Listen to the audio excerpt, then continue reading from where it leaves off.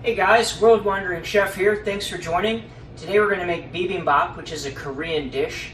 It means mixed rice in Korean, but we're going to use cauliflower rice. We're also going to use marinated ground beef, sautéed veggies. You can use whatever veggies you've got left over. It's a super versatile dish. Before we jump straight into it, please just remember to subscribe to us on YouTube and follow us on Instagram at World Wandering Chef.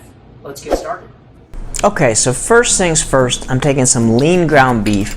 I'm stirring in some salt, pepper, garlic salt, onion salt.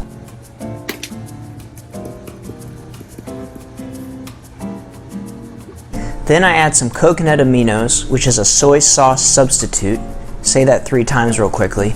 And some chopped garlic. Then I mix it up by hands, let the flavor set in, put it in the fridge for at least 30 minutes, but you can leave it longer if you want the flavors to soak better.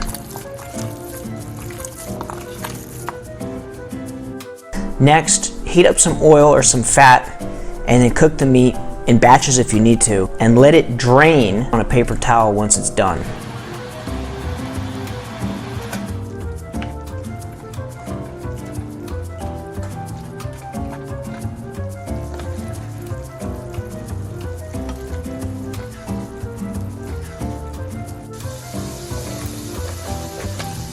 Next, saute your onions in the same pan, and when they're half cooked, add a little bit of coconut amino and then some white vinegar to give it a bit of a pickled taste. And then remove it when most of the liquid is evaporated. Next, put in the julienned carrots and do the same process with them. Cook them halfway, add the coconut and vinegar, and just a heads up, these are going to take longer to cook unless you slice them super thin.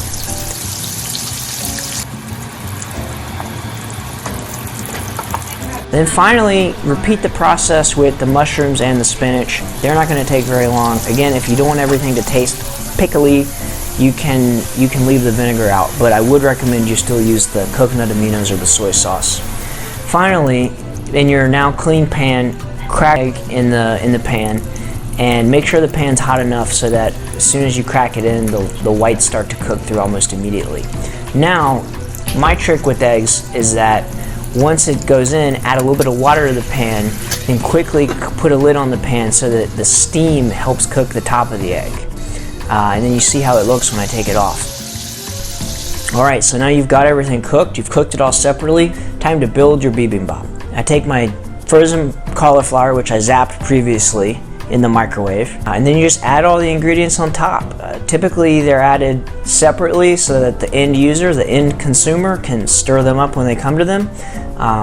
So you're just putting down whatever you got in the fridge. These are the things that I cooked, but you can mix it and match it any way you want. Season it however you want.